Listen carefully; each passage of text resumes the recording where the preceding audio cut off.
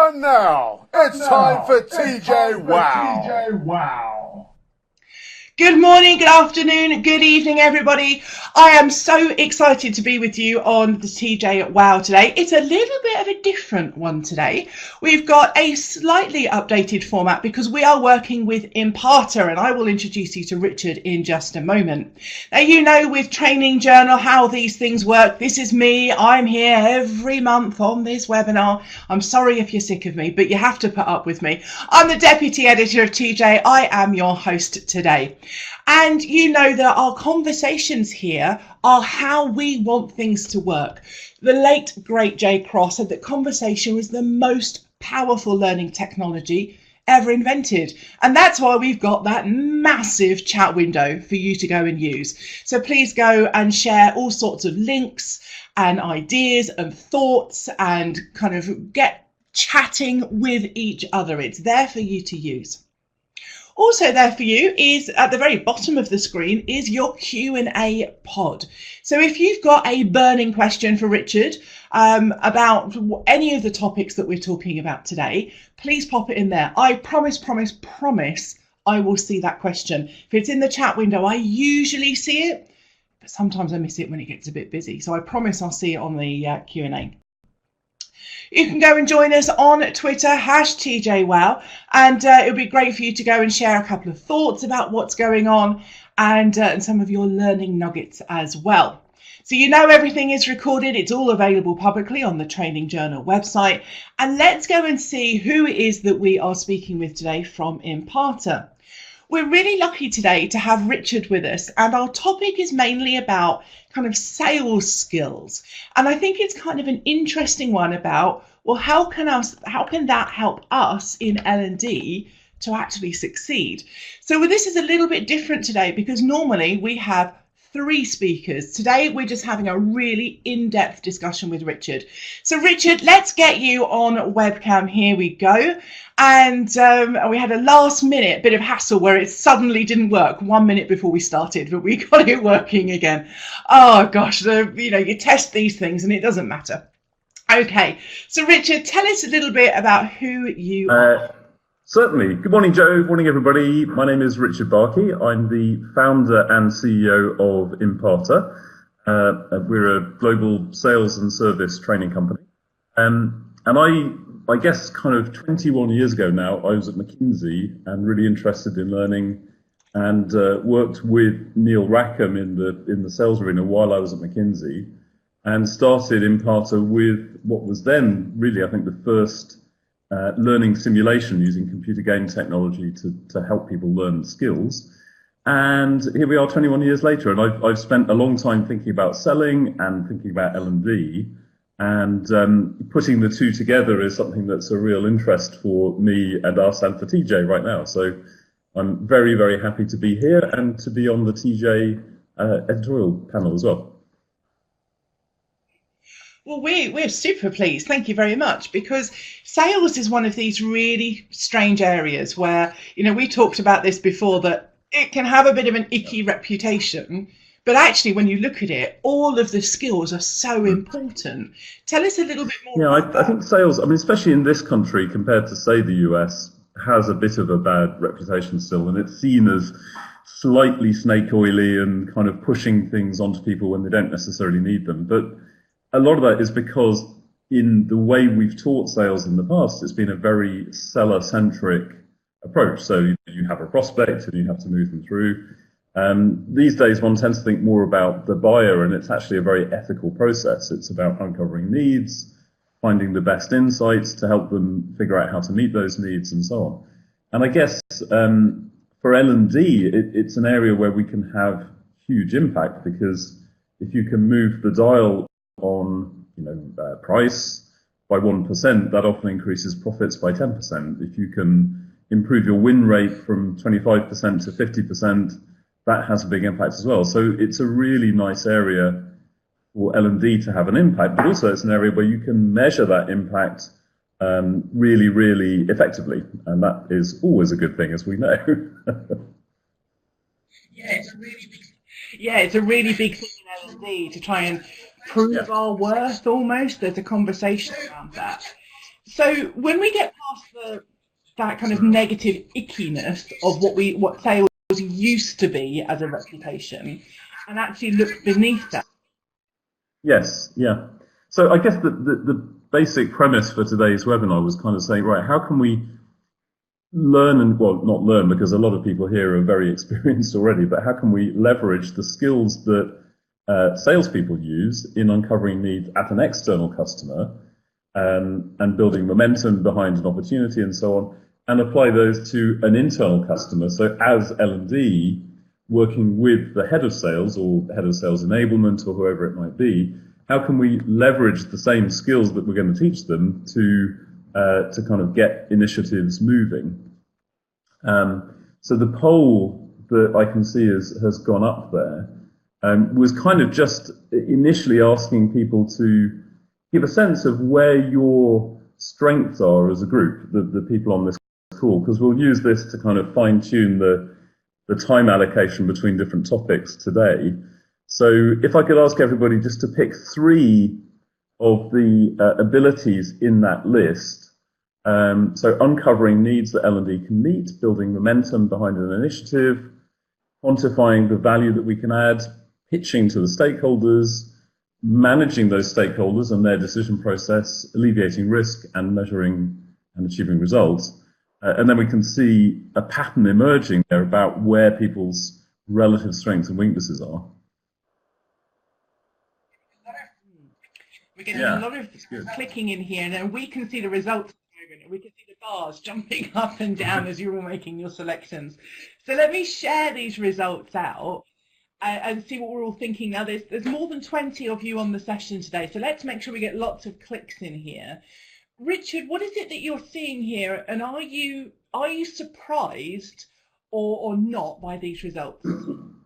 It is an interesting pattern, actually. So obviously here we're seeing the biggest strength is in pitching a solution to stakeholders, and also in kind of managing and influencing those stakeholders towards a desired outcome.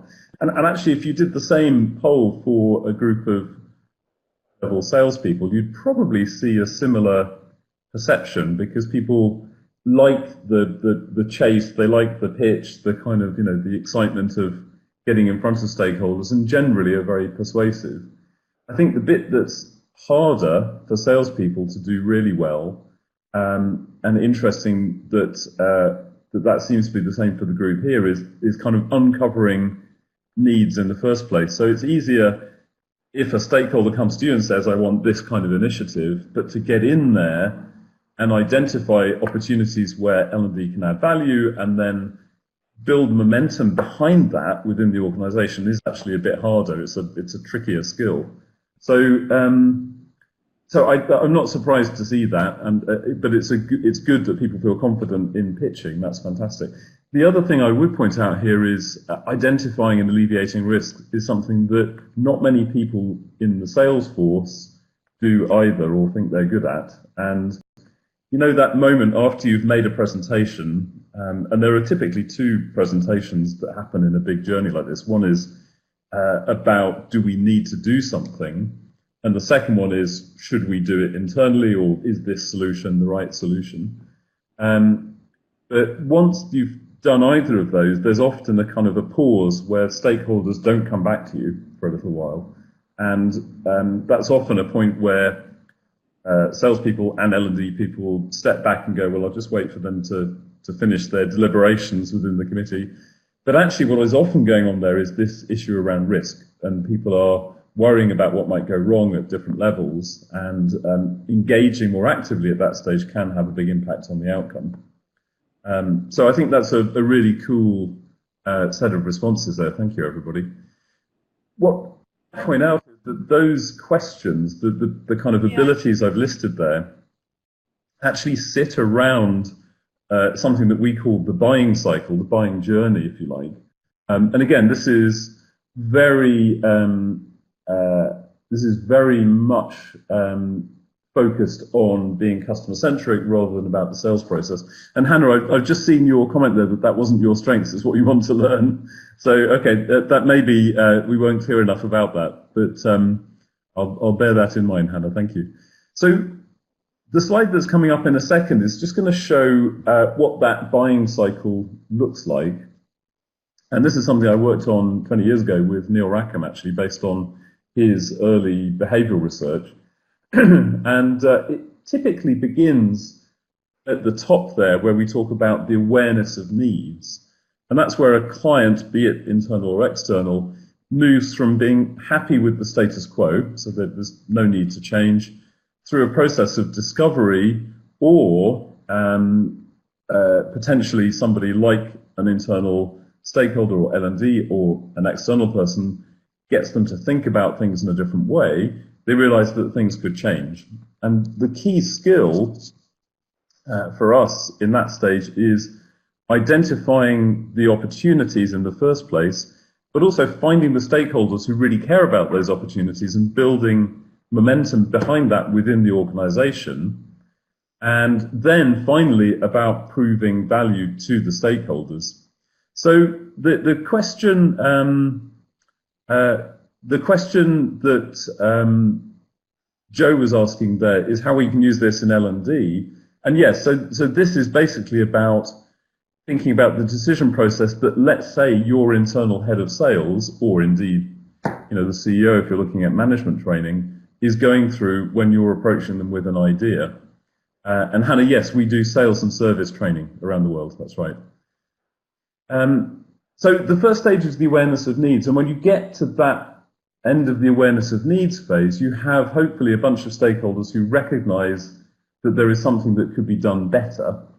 And then we move into the assessment of alternatives phase, where they're looking at alternative solutions and different ways that they could meet that need. So the key skill in that stage is figuring out what their decision criteria will be, creating not just a pitch, a presentation to those internal stakeholders, but a pitch strategy.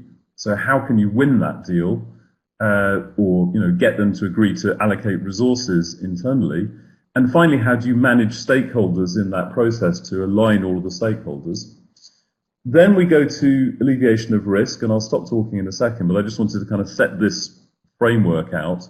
So then we get to alleviation of risk, and the key things here are basically just identifying and being aware that risks might be there at a strategic level, tactical, even political and personal.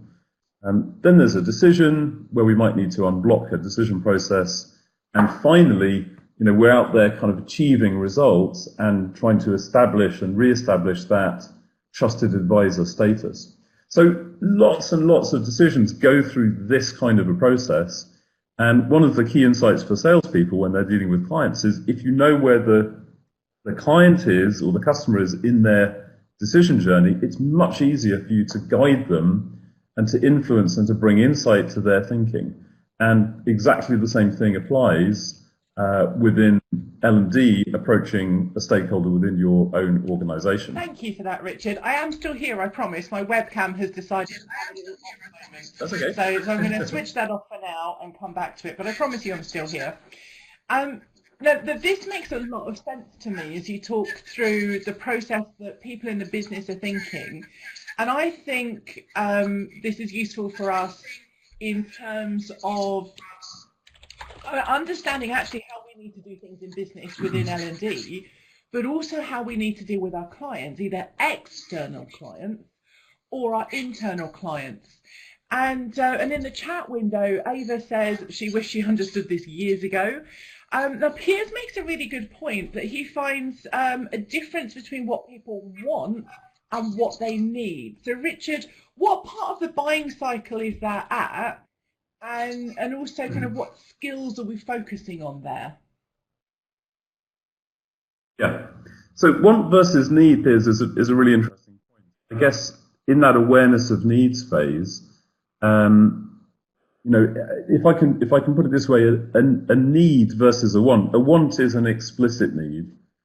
It's something that people either don't need but think they do, or they do and they know that they do, if I can put it that way. Whereas a need can be a latent need, and part of what we're doing in that early phase is not just leaving it to the stakeholder to figure out what it is that we could help them with, but being proactive and actually going, I'm going to help you to uncover and be aware of things that maybe you weren't aware of before. In the sales world, the big buzzword over the last few years has been insight. And, everybody is talking about how you bring insight to your stakeholders as a way of partly disrupting their thinking and getting them to realize that there are things they could be doing differently. And the way we think about that is there are three things that you can bring insight to help make a need become a want, if you like. The first is helping them to understand their objectives and the ones that they're not achieving sufficiently. The second is uncovering the barriers to achieving those objectives and the causes of those barriers.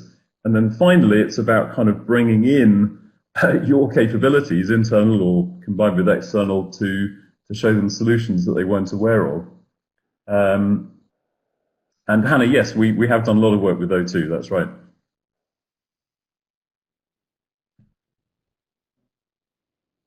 So I'm just having a look at the chat window. So Neha, yes, I think for awareness needs, basically it is a consulting activity. That's exactly right. It's kind of getting intimate with the business issues and trying to figure out how we can support the business in achieving their objectives. That's right. Thank you for that. And I'm back now, which is brilliant. And let's have a little bit look more at the chat window.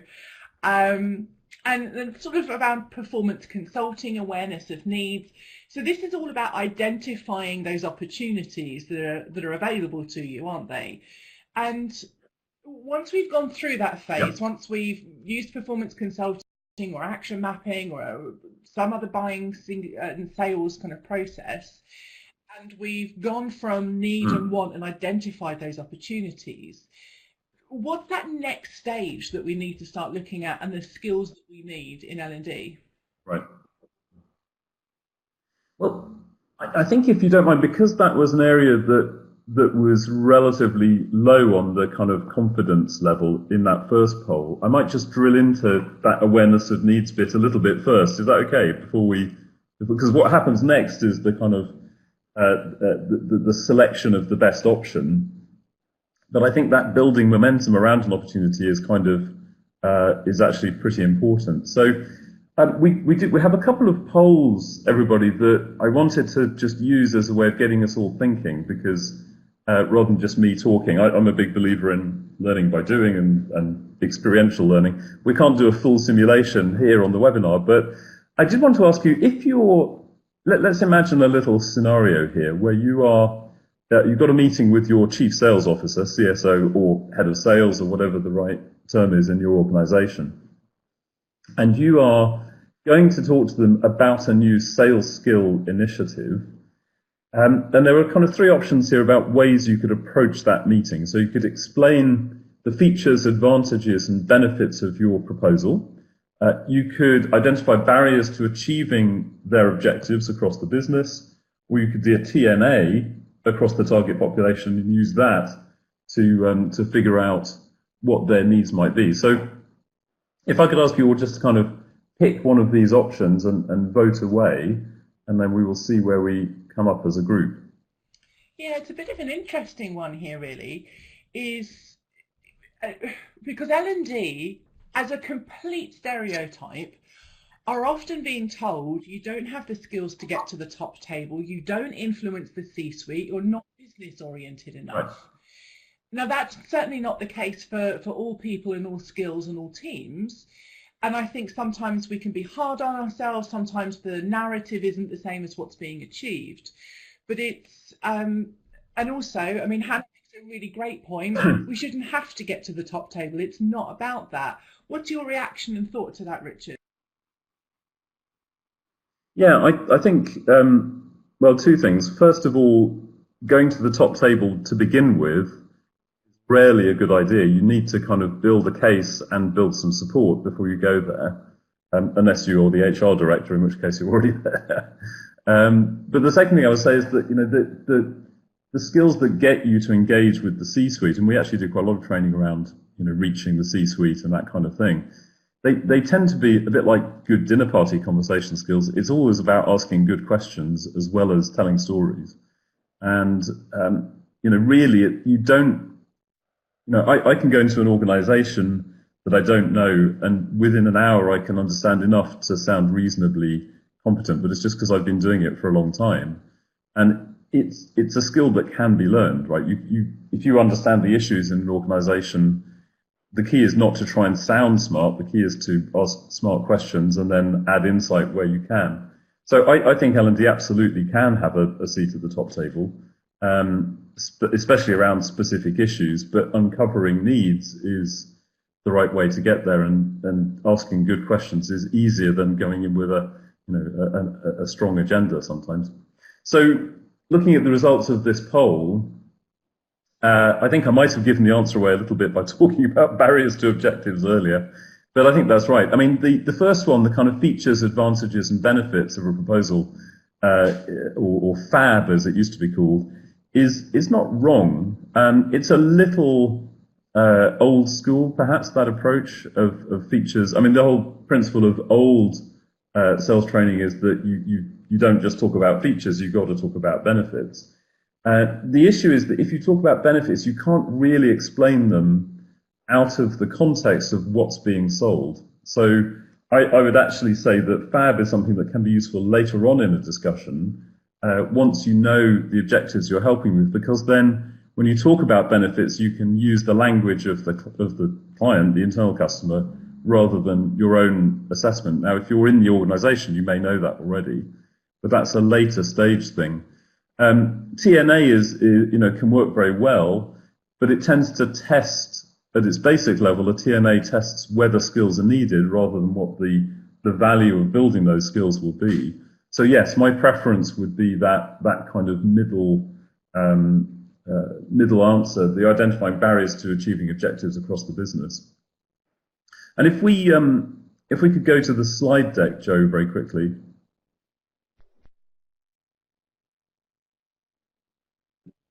Right. So there's a tool that we use here that I'd commend to you as a way of thinking about this, and it's just a way of kind of structuring your thinking as you go into a meeting with a senior stakeholder. It's called the value chain, and it's adapted from strategy world, actually. But on the left-hand side, you can see we have KPIs, so key performance indicators, the things that stakeholder is measured on a month-to-month basis, their current challenges, and their wider goals. And we found that asking about those three levels of objective is quite powerful. And then, you can look at different parts of the C-suite, but sales is what we're talking about today. And then as you uncover those objectives, you can sort of fill this in. So sales, this is very simplistic, but sales will often have revenue and margin targets they need to hit. They might want to establish a coaching culture, and their wider goal might be to empower the partner network to drive revenue, for example. And you can build up this kind of value chain as you go through the rest of the organization. What that gives you is an ability to then kind of map your internal capabilities onto those objectives, and also to prioritize. So to have a conversation with the stakeholder seniorly, the senior stakeholder, to test your understanding of these objectives, and then have that conversation about how you might be able to support them in overcoming the barriers. So this is a tool that we often use in that first engagement with a senior stakeholder. I really like this, because one of the things it does, which again L&D often need to concentrate on, is it really focuses on the business needs. And we're having a conversation in the chat window about kind of training needs analysis, and the idea that actually signifies it's a training need. And our peers agreed with that, and I said, well, how do you focus on the wider business issues? What do you do? And he said, ask daft questions. But they aren't daft, are they, Richard? Because we're uncovering the needs that we have in the business. And I was just sharing in the chat window that actually different departments within an organisation can feel like a different business or client to me anyway. And Hannah's saying it's an excellent model. It's really focusing on the different areas and the different goals they have. So tell us a little bit more, Richard. just coming back to the point about daft questions, I mean, a lot of time is spent learning, often talking about kind of open questions versus closed questions. And I think when you're going into a senior stakeholder, whether it's sales or anywhere else, as the CEO of a company, if somebody comes to me and starts asking open questions right at the beginning, I often feel that they haven't really earned the right to do that, and it's kind of a waste of my time. And a lot of sales methodologies teach that, but it's good but used in the right place. And sometimes it's valuable to come in with a hypothesis, to recognize it's a hypothesis and say, I'd like to test my understanding, but it's much more useful to me as a stakeholder if somebody comes to me with something like this and uses it to either ask hypothesis-based questions or to just literally put it in front of me and go, does this look about right? And it's a framework for me then to add to and change rather than starting from scratch. So having a little bit of preparation and asking smart questions, I think is the right way to use questions rather than kind of totally blank questions that are content free. Daft questions are fine. If you're kind of like, what if this? Asking a question that's going to stimulate thought is cool. Absolutely. So I think here, Joe, could be really good. Sorry, carry on.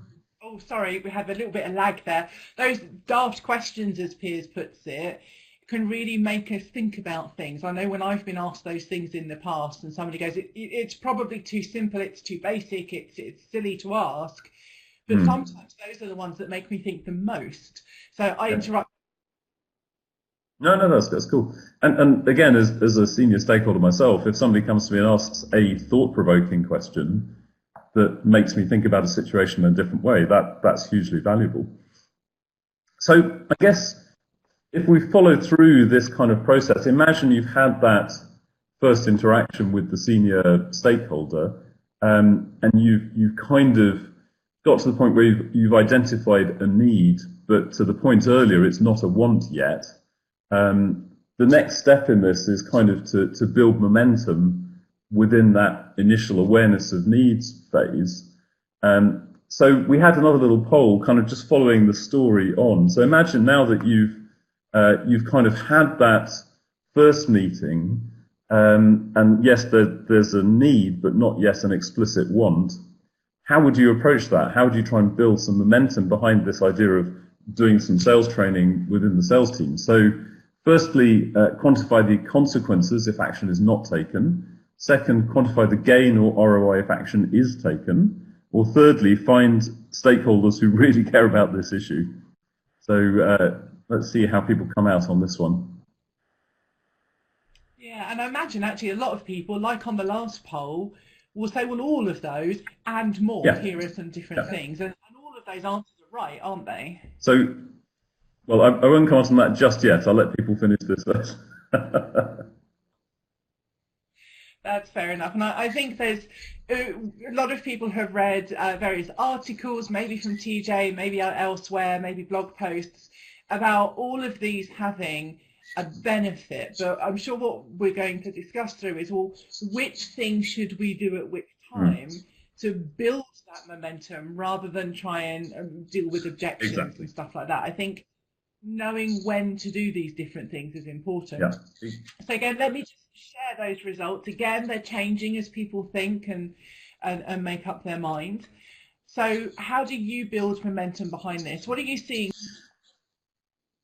So there is kind of there's a wrong answer, but it's about timing, as you say. You're spot on. So A and C are both correct. So quantifying the action, the consequences if you don't do some training is a really good way to build momentum. Also, bringing other stakeholders into the discussion who care about that issue already is also a very good way to build momentum. The middle one is interesting. So quantifying the gain is very important, but it's about when you do it. And if you think back to behavioral economics, there's and psychology, there's a thing called loss aversion, or loss aversion bias, as it's called in the terminology.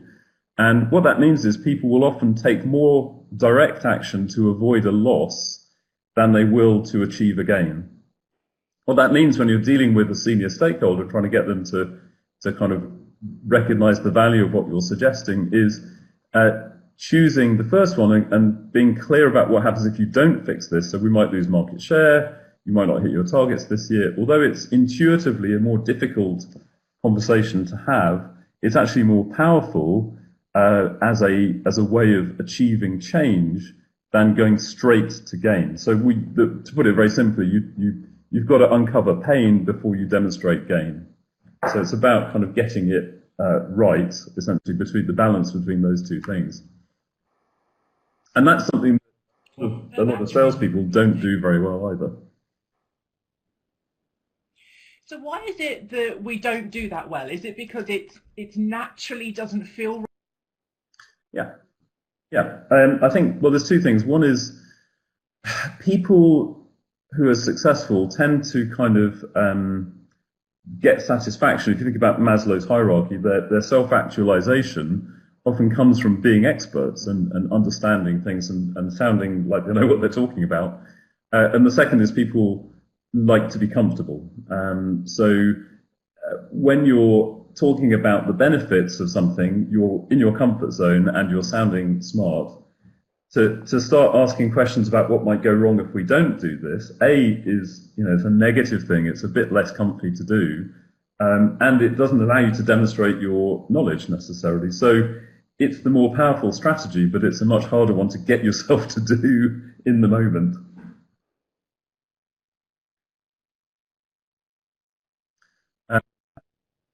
Absolutely. I think you make some really great points there. And Adele has said some really good points through this poll as a little food for thought. So thank you there from Adele. And she says, I automatically always go for the positive. Adele, the truth is, I probably will tend to as well. Tell us a little bit about.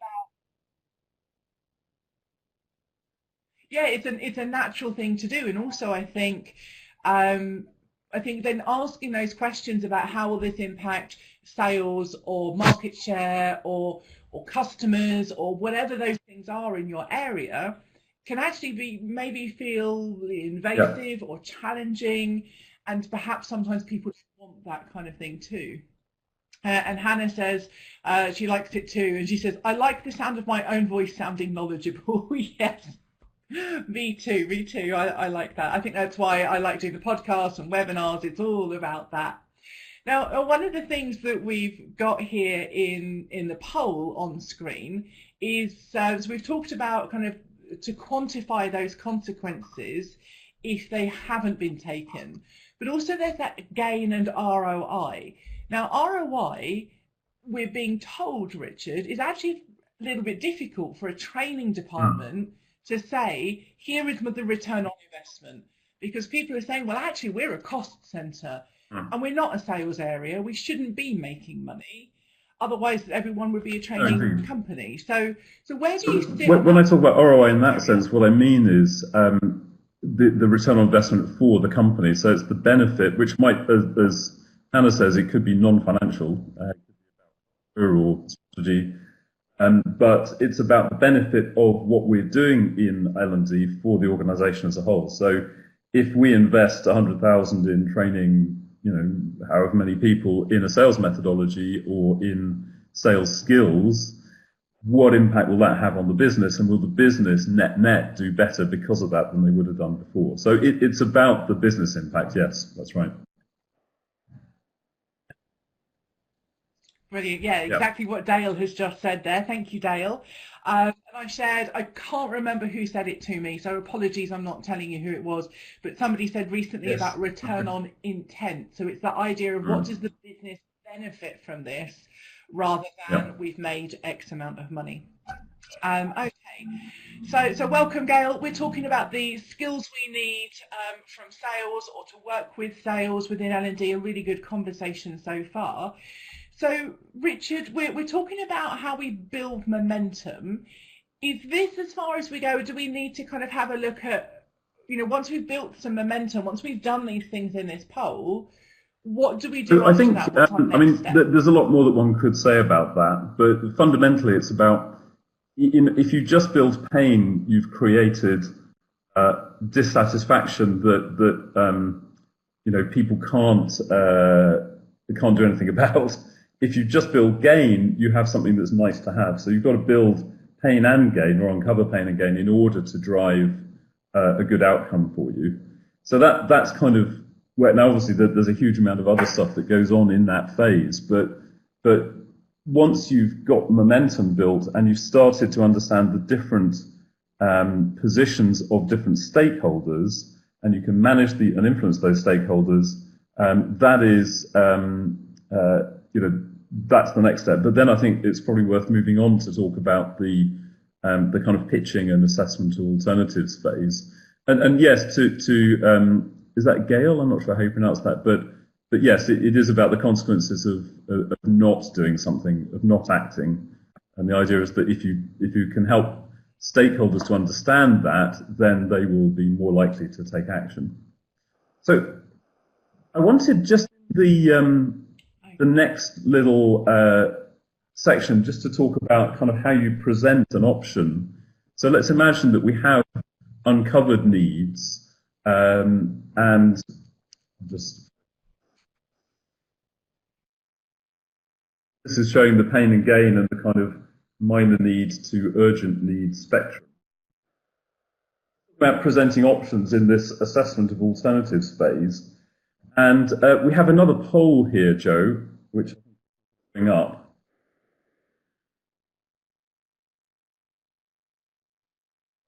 Fantastic. Was it this one? So here's a question for you. I'd like you to think about what percentage of African nations are members of the UN. And if I could ask you not to Google this, just to kind of have a think about what you think the answer might be. And I'd like you to consider whether that number, the percentage of African nations, is greater or lesser than 10%. Okay? So just fill out the poll. I'm going to jump off camera for 1 second. I'll be right back, Joe.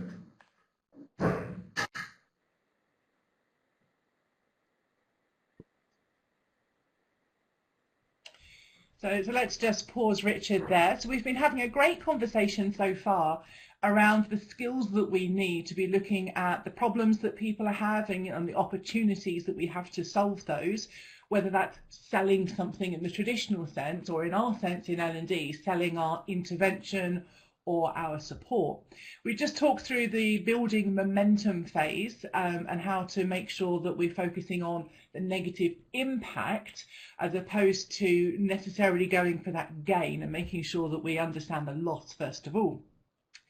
And now this presenting options part, and there's a really interesting question, and in preparing this ahead of time, I didn't know the answer to this at all. I got this completely wrong.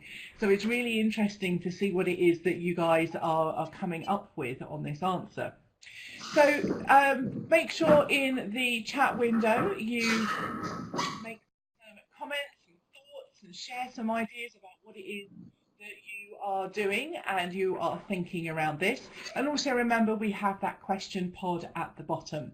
And not many of you have answered this. We've got nearly 20 of you here, and we've got 2, 4, 6, maybe 10 of you have answered. So let's get a couple more answers in there, and then we will share the results. So I think this is an interesting question, Richard, and I was just saying, I had no idea about this when you prepped it, and a bit of why on earth is this question in here? So let me share results.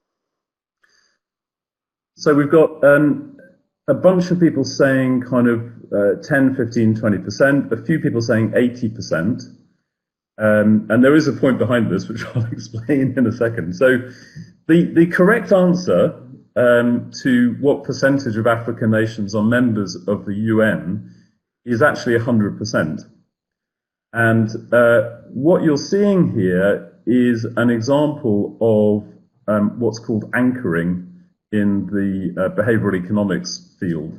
So because the questions here were biased towards the low end, and because I asked you to consider whether the percentage was greater or lesser than 10%, I in effect anchored you at a very low number.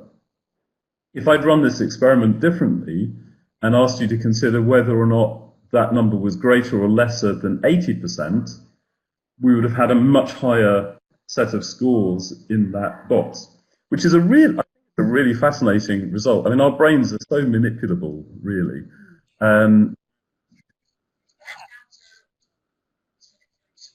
Right, yes, I'm not suggesting we should do this, but in a negotiation, for example, about budget, quite often, if you anchor too low and you start talking about a budget for an internal initiative at too low a level, it can make it very difficult to kind of achieve what you want. Equally, if you anchor too high, there's something called the chilling effect, where people will actually go, well, that's just stupid. But the trick is when you present a proposal for some kind of internal initiative to anchor at a sensible point, that means that people are thinking about your ideas in a way that's going to be achievable later on. Now, there's another kind of version of this which I'm going to move on to. So there's a second poll here, if we can. Oh, actually, no, sorry, it's not a poll; it's a slide. If we can show the next slide.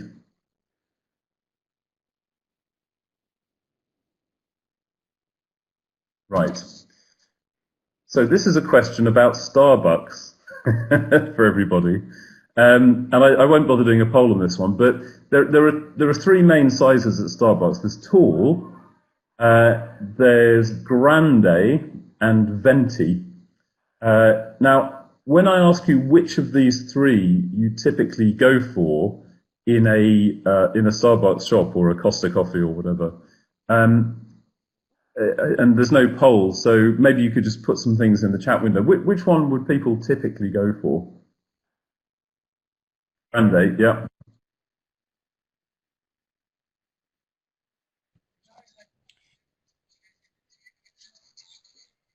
Hannah says it drives her nuts every time she goes in there. So we're going to steer clear of the coffee shop and sizing and naming issue. Okay. Otherwise, we'll hijack our last 15 minutes of the session.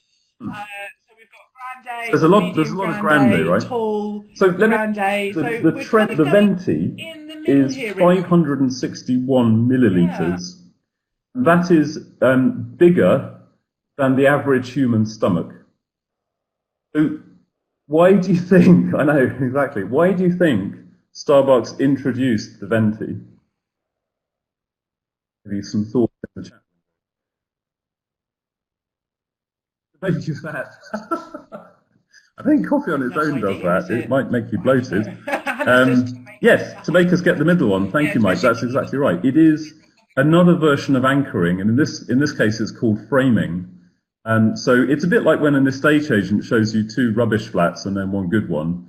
It's a way of kind of highlighting the benefits of one option and yes, a little bit manipulative, moving people towards a chosen outcome. So most people would never buy a venti, but the presence of the venti makes it more likely that people will buy the grande. Now, Starbucks being a relatively, well, I won't say anything about Starbucks just in case somebody from Starbucks is on the call.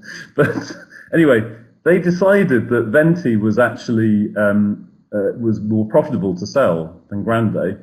So how do you think they achieved more sales of venti? Question. By introducing another one called the Trenta, which is about 50% bigger than the human stomach. And they did that basically so that the massive venti suddenly seems a lot more reasonable. I know, isn't it absolutely ridiculous? Now, I'm not suggesting that you guys should do this when you present things to your sales leaders, but being aware of how options are perceived when you present them is, I think, really important. And the way you frame a decision has a huge impact on the way that decision ultimately goes. So it's just worth being aware of those simple facts.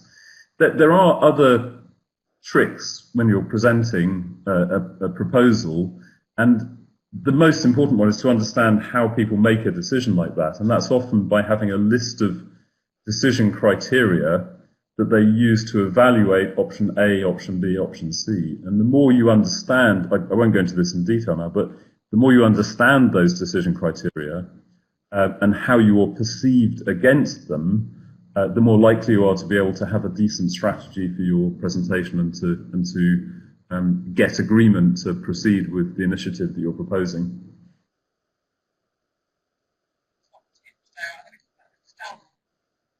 I love that. That's a really top tip. So I'm going to call that the Starbucks tip from now on. Thank you.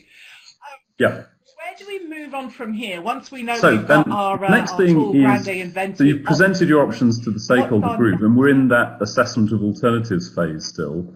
And I think this is an area coming up that people said that they were generally pretty comfortable with, but this is about influencing stakeholders.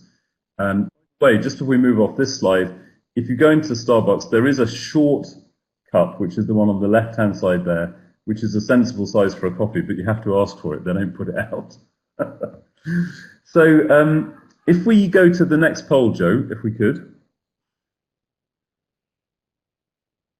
And hopefully this format is helpful just to get you guys thinking rather than me kind of talking about this for an hour. So if we imagine that we are trying to, actually I think this is, it looks like we've moved to the one on risk actually. Is the previous one, Joe? If not to worry, but. Oh, okay, that's the next one I had. Okay, we'll carry on. Fine, no problem. So, okay, we've jumped across the we'll carry on from here and weave in the stakeholder thing to risk. But can I just go back to the slides for 1 second, Joe, just to talk about that briefly? No, it's fine, no problem. So we won't do the poll on this, but that's probably my fault. Apologies. So my background originally was at McKinsey, as I said, and at McKinsey they basically remove your brain and replace it with a 2x2 matrix. So a lot of my thinking tends to be in grids like this. But it's useful to think about stakeholders in two ways. One is the level of influence that they have over a decision from low to high. And the second is the amount of alignment they have with the outcome that you're looking for. On the right-hand side is for, and the left-hand side is against. Yeah, we could all do with more grids in our lives. So it's quite useful when you're thinking about a stakeholder group to plot people on a grid like this. And if you have somebody who's high influence and against you, like Amy in this grid, and by the way, the words underneath are the reason why they are in that position. So it's their primary motivator for being where they are. So Amy is what I would call a nemesis. She's a strong opponent because of her cost focus. Bob is a supporter, a strong supporter, a champion, in fact, highly influential and on your side. And Charlie is a weak supporter, so strongly aligned for, but relatively low influence level. And once you understand where people sit on this grid, you can sort of start to build some strategies for how to deal with this. So Amy, you could either reduce her influence, perhaps by bringing somebody else into the discussion, or try and change her point of view and align her more with your desired outcome. And that might be through different influencing skills that I won't go into now, but I'm sure you guys are familiar with them.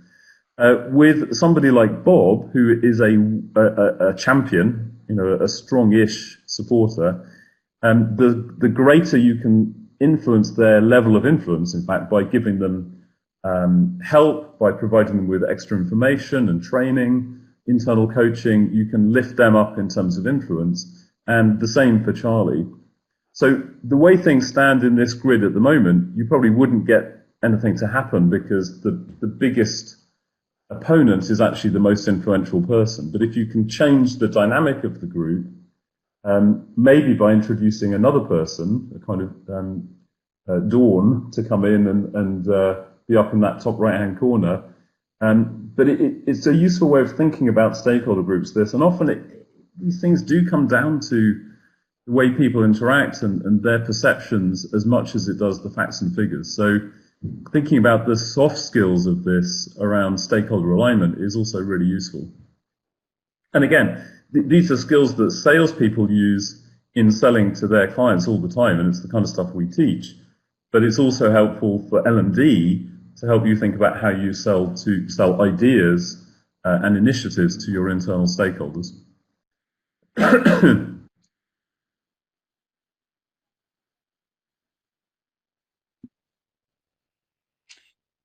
Yeah, that's all really good stuff about the way I see it. Any sales skill, it's relationship building, storytelling, making sure that people know that you are the expert or the great resource to come to, because that for me is also managing the stakeholders, and doing what you're doing here is actually a little bit about kind of trying to mitigate and alleviate that risk that people are seeing, isn't it?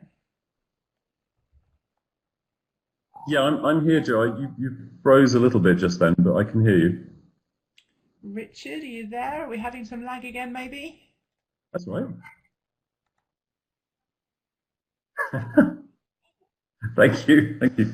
Can I just talk to Hannah briefly? So Hannah's stuck with a proposal, so they're not making a decision because the FD is blocking everything right now. So, this then is not a bad tool perhaps to use. And as with all these things, it's fairly common sense, but it's trying to figure out what the basis of that objection is. Is it because he doesn't want to, or she doesn't want to spend money, or is there something else? So if you can change them, otherwise you might need to bring in other people to the conversation who are able to kind of have that conversation with you in the background on your side. It's a she. Good. So yes, I think thinking through this strategy, and obviously it would take a longer conversation to really get under the skin of it, but it's a good way of thinking about a situation like that. And we come across this all the time where, there are people that you may not even have known about who are getting in the way of what otherwise would be a good initiative. So let's kind of finish off. I see we've got about 5 minutes left, and I want to leave a little bit of time for any Q&A. So I'm not going to do the poll on risk, Joe. I'm just going to jump to this slide just to talk about risk, if that's all right. So there are 4 levels of value that in sales we tend to talk about. One is strategic value, things like kind of competitive advantage in the marketplace. There's tactical value, which might be improving a process or improving a particular metric like win rate in competitive deals. There's political value, which is helping somebody to look good and be successful in the organization. And there's individual value, which might be, making my life easier, less stressful, and so on.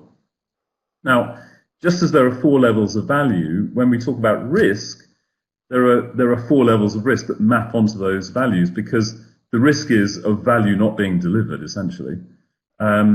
So what we're trying to do in the alleviation of risk phase is to uncover what risks are being perceived, and then to do 2 or 3 things, actually. The first is where there's a misperception, to correct it. The second is to try and make it less likely that the risk will materialize, and that's a prevention strategy. So it might be, if we're talking about a training initiative, it might be doing a needs analysis. It might be about, teeing things up and doing a proper connect phase with the organization and making sure people are bought in and understand what's going on, rather than diving straight into the training. That's prevention.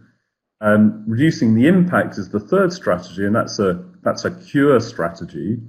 And that's all about kind of going, right, if something bad does happen, how can we limit the effect it has? It's basically an insurance policy. And that might mean early warning systems. It might, like a level 1 feedback from training to see if there's an issue. It might be having a rapid response, or if you're dealing with an external organization, might be a service level agreement. So this is one area that a lot of people are not that familiar with, but in any decision that you're trying to get made, a senior stakeholder will always be thinking about what could go wrong as we get to the end of that buying cycle. And so if you're ahead of that, if you're anticipating that might happen, it puts you in a really good position to become even more of a trusted advisor to those senior stakeholders and help them to identify and overcome their own risks. So,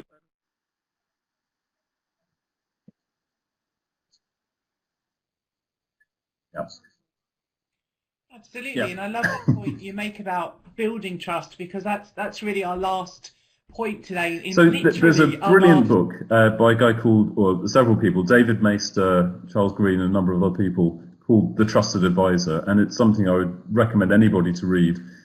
They boil trust down to an equation that looks like this: credibility plus reliability plus intimacy, all divided by self-orientation.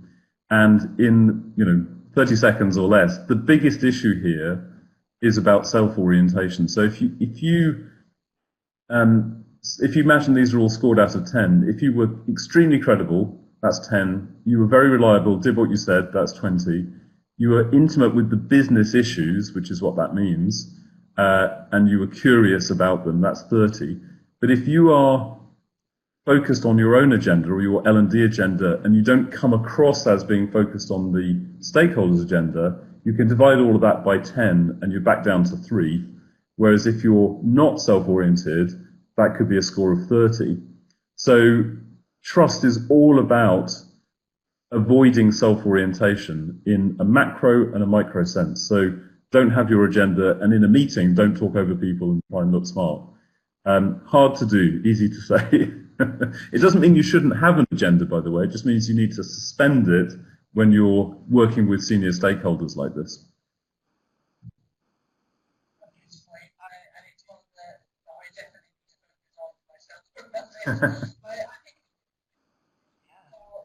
I really love this point, and We it's could. one that We I definitely could, definitely yeah. need to focus on myself around this. But I think we could almost do a whole webinar just about that one point that you've got there, Richard. Has been so interesting. I've got so much value from this. Guys, in the chat window, what's some of the value that you've got from today? What are some of the learning Thanks very much, nuggets or everybody. things that you're Thank you, Joe. away? Well done. Richard, we're going to come off webcam now, so let's just wave a goodbye whilst I go into our wrap up. Thank you very much. Thank you for that. So do share a little bit in the chat window about what it is that you are taking away from today about the discussion and the presentation. Thank you, David, that we're all salespeople and great models. Thank you, Joe. And a huge thank you to Richard and Imparter for this discussion. I've learned so much from it, and I really hope that you have too. And what we've got coming up, well, we always have more webinars available to have a look at. The sessions are all on the Training Journal website. You can continue the conversation on Twitter with #TJWow. And also we've got some webinars coming up in the future as well. And we look forward to seeing you on those too. So if you want to go and find out a little bit more, there's the Imparter website, and you can go and follow them on Twitter too. And the things that you've learned, well, great discussion, great models. Nigel said, uncover the pain before you demonstrate the gain, and loved that. Thank you, Nigel. And Gail said, good session. Sorry to have missed the beginning, and really echoed the risk of doing nothing. What a brilliant experience today. Thank you so much. We look forward to seeing you on our next webinars. We've got one coming up later this month about customer experience, one about marketing L&D.